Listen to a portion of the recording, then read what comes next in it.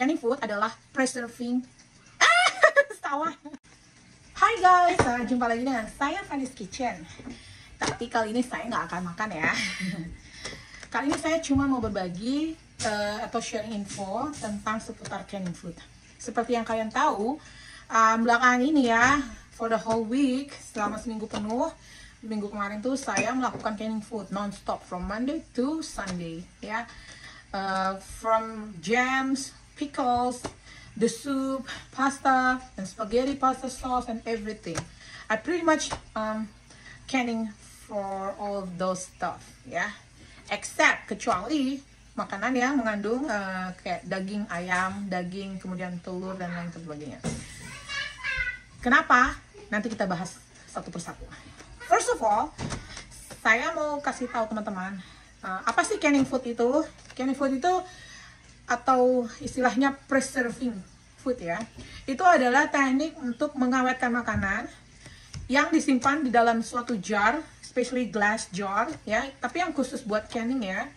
Itu kemudian nanti dia akan diproses melalui perebusan atau boiling the jar until a few time, like sampai suatu waktu tertentu.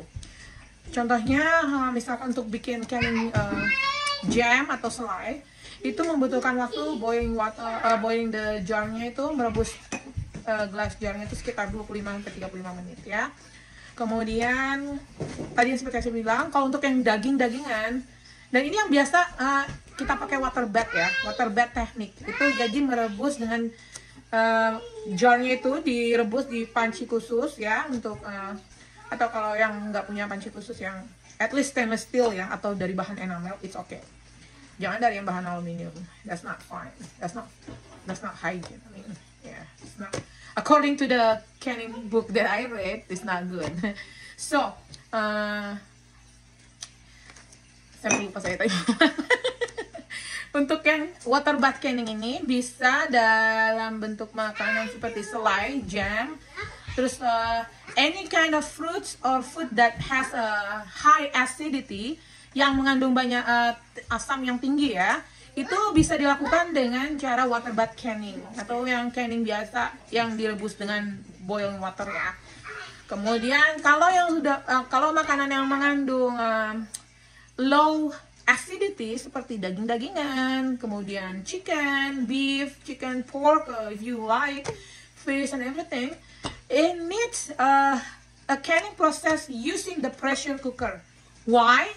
Due to the safety book for the canning and the USDA rules and the healthy guidelines, we need to do the canning process for those type of food dengan menggunakan pressure cooker. Karena dengan begitu akan membunuh bakteri dan untuk mencegah botulism. Apa botulism itu? Nanti kita bahas lagi ya. Agak panjang sekali. Pokoknya intinya sekarang saya hanya memperkenalkan apa sih canning food itu. Terus alat-alat apa saja yang kita gunakan. Oke? Sekarang kita butuh bahan utamanya untuk canning food.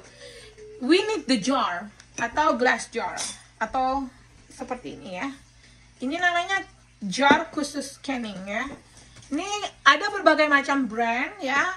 Terutama ada brand yang Ball, yang famous ya, the first mahal ya, kinda pricey.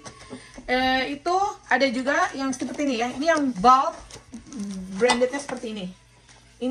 Ini agak pricey ya, agak lebih mahal. Karena memang bahannya lebih bagus ya, lebih tebal. Jadi memang sudah diset seperti untuk seperti itu untuk prosedur canning food. Ada juga yang merek, kalau saya bilang yang medium level ya. Ini yang seperti ini. Jenisnya adalah mason jar, okay? You need to use mason jar because mason jars for canning is a special for canning food ya. Mbak Fanny boleh nggak pakai glass jar bekas selai? Kalau yang kalian maksud seperti ini, yang glass jar yang seperti ini yang biasa ya, ini nggak bisa sembarangan. Karena daya tahan kekuatan dari glass jar ini tidak sama dengan seperti yang glass jar khusus canning ya. Ini saya buka aja nih. Nah ini kalau bisa kalian lihat ini tebal sekali ya khususnya untuk, sedangkan ini tipis. Dia nanti pada saat proses perebusan atau pemasakan glass jar-nya di dalam panci, kalau pakai yang glass sley biasa, yang bekas bikin sley atau apalah ya, itu nanti dia akan pecah. Karena canning food ini nanti dia akan dimasak, direbus dalam waktu yang lama. Minimal 35 menit. Itu hanya untuk yang selai. Kalau yang lebih dari itu biasa 45 menit, bisa sampai 50 menit atau 1 jam ya. Bahkan kalau untuk yang daging-dagingan, bisa saja pakai water bath yang biasa, pakai perebusan yang panci biasa. Tapi di atas waktunya di atas 2 jam, bisa sampai 3-4 jam. Kayak kita masak rendang, jadi lama. Nah, kalau pakai pressure cooker, kita mempersingkat waktu. Bisa cukup selama 25-35 menit saja pressure cooker. That's why for meat and everything needs to be pressure cooker. Oke, itu tadi masalah jar ya. Kemudian, oh ada satu lagi Mbak. Pak nih saya punya gelas bekas ini gelas jar bekas saus. Kalau yang dimaksud seperti kan ada merek-merek tertentu seperti ini, Classico ya. Saus bekas Classico ini saus pasta, gelas jarnya adalah mason jar. Nah kalau ini boleh, karena dia termasuk mason jar, dia tebal. Any kind of jar that looks like this, you can use that. But jangan pakai tutupnya. Tutupnya kita buang karena kita ganti. Ini kita bisa beli sendiri. Ada ini seperti ini ya. Jadi dijual secara terpisah. Mereka jual baru ring dan lid. Yang bulat ini adalah rings. Kalau yang lempengan seperti ini adalah lids. Bisa kita beli untuk seperti yang saya punya tadi, saya bilang tadi. Kalau kalian punya bekas saus ya, simpan aja. Tapi jangan dipakai tutupnya. Kita beli tutup baru. Nah, ini biasanya ukurannya universal. Dia tutup yang kita beli ini dia ukurannya universal. Jadi bisa pakai. Jadi ini bisa kita pakai. Tapi jangan pakai yang bekas yang ini, ya, bekas dari toko jangan. Karena nanti kenapa? Karena pada saat kita rebus pemasakan, nanti dia ininya lempengannya tidak akan mengunci. Tidak akan mengunci. Kalau dia tidak mengunci, berarti proses pemasakan pada canning foodnya itu gagal.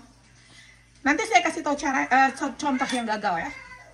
Ada, saya sudah bikin selama seminggu ini. Ya namanya kita masih belajar ya. Ada step-step yang walaupun step-step yang sudah saya lakukan, tetapi ada masih beberapa yang gagal. Tapi most of all, 90% saya berhasil. Yay, for new beginners, not bad ya. Oke, nah ini juga ada messenger, itu ada macam-macam ukurannya. Ada yang seperti ini, ada yang besar, kemudian ada yang ukurannya sedang ya, seperti yang ini. Ini yang sedang itu 16 ounce, 16 ounce is about 1 pin kalau ukuran Amerika. Aduh, ini saya sobek aja nih ya.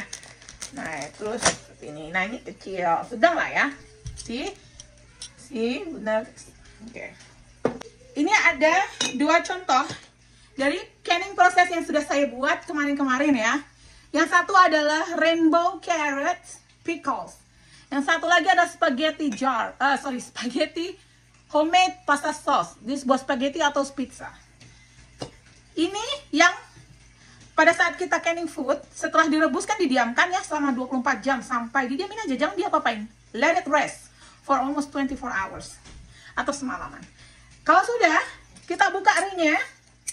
Setelah kita labeling, kita buka ringnya, baru kita simpan. Pada saat kita simpan di suhu ruang saja, tidak perlu di chiller atau di freezer atau di fridge. Di suhu ruang, di ruangan biasa, suhu ruang biasa.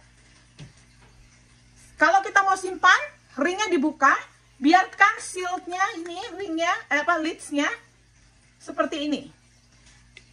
See, pada saat kita balik, ini adalah contoh dari proses canning yang berhasil ya.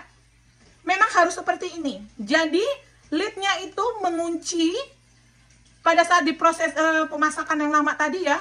Dia kan ada penekanan, proses tekan udara dari dalam juga. Jadi itu dia mengunci. Di setiap resep yang saya cantumkan, saya selalu menuliskan jangan lupa olesi permukaan atasnya dari mulut jar itu dengan vinegar. Vinegar itu bisa macam-macam, apple cider vinegar atau regular vinegar atau you can use any kind of vinegar. But only using the the small paper towel atau small towel, you have to wipe like this. Dilap aja, jangan pakai kuas ya begini. Oh no.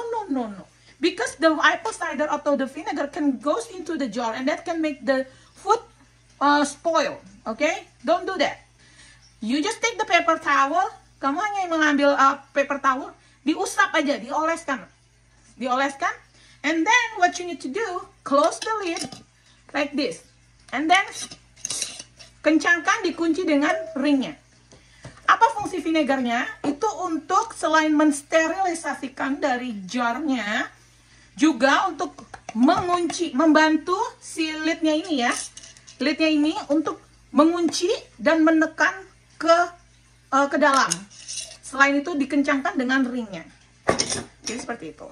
Nah, dengan sehubungan dengan penjelasan saya tadi, ini adalah contoh yang bagus. Jadi begitu ringnya dibuka, kita balik, dia tidak akan tumpah karena ini dia sudah kuat. Ini nggak bisa dibuka ya, kecuali kamu buka paksa ya dengan pembuka khusus. Ini bentuk yang berhasil. Yang gagal kayak gimana Mbak Fani? Lihat, seperti ini. This is the failure one. Because why? Because whenever I open the ring, ketika saya buka ringnya, oke, saya buka ringnya ya, pada saya tarik, dia copot begini. Nah, this is the failure, karena dia gagal. Jadi ini nggak bisa. Ini kalau udah begini, bukannya jangan langsung dibuang tapi ya, kalau sudah begini, you keep close and then keep in the fridge, simpan di kulkas. Jadi jangan diawetkan di suhu ruang lagi, masuk ke kulkas aja. Dan kamu bisa masak atau bisa masak langsung. Seperti itu ya. Oke, jadi paham ya sampai sini untuk dasar-dasar basic-basicnya. Kalau masalah resep atau nanti itu bisa belakangan. Yang penting sekarang kalian tahu basicnya untuk canning itu kayak gimana, terus pakai alatnya apa. Oke. Oh, saya lupa tadi untuk alat-alatnya. Itu ada seperti ini. Ini adalah tong khusus atau penjepit ya, penjepit dari si jarnya. Kok dijepit Mbak Fani? Iya, karena pada saat direbus kan dia panas sekali. Kamu nggak mungkin dong langsung comot aja dari panci. Melewet dong, Bu.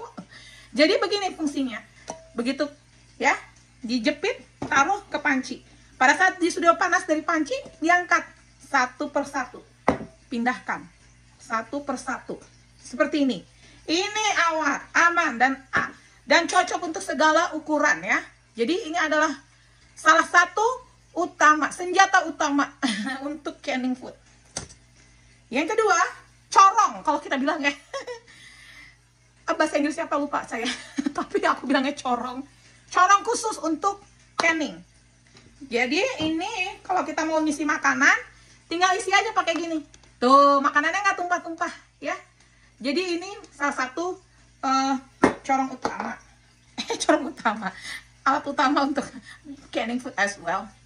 Kemudian ada lagi misalnya bentuknya panjang seperti ini tapi dari plastik. Tapi kalau kalian nggak punya, pakai aja sumpit seperti biasa. Saya sih pakai sumpit aja. Jadi untuk fungsinya apa? Debubbles.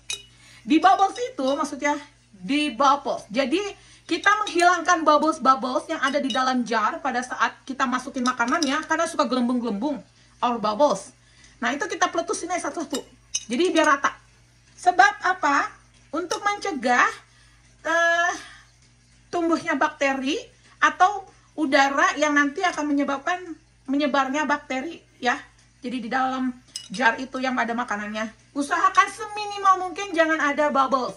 Ya kalau ada bubbles 1-2 is fine, but not all of the bubbles, a lot. Oke? Sampai sini semua paham ya? Duh, saya ngomong panjang lebar, bisa dimengerti nggak? Mudah-mudahan bisa dimengerti ya.